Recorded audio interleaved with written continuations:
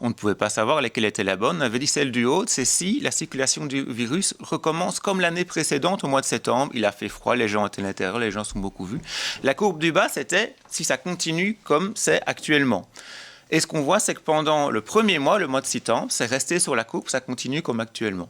Et en fait, si on rajoute ce qui s'est passé par la suite, c'est monté quasi exactement comme l'autre courbe qui monte plus haut.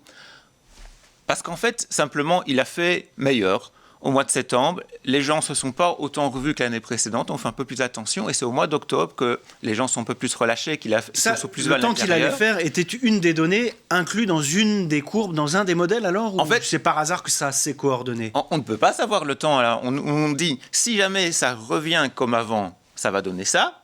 Si jamais ça reste comme c'est, ça va donner ceci. C'est resté pendant un certain temps, puis c'est revenu comme pour l'année passée, et ça a donné bien la courbe qui a monté très haut, mais avec un mois de décalage. Donc nous, on n'est pas là pour dire, tel jour, il va se passer ceci. On est pour là de dire, il y a une possibilité qu'il y ait une xème vague, et qui soit de l'ordre de la précédente. Ici, ce qui était assez important aussi, c'est de voir que cette vague allait redescendre d'elle-même, sans devoir mettre des gros confinements, ce genre de choses. En fait, ce qui est intéressant, c'est la question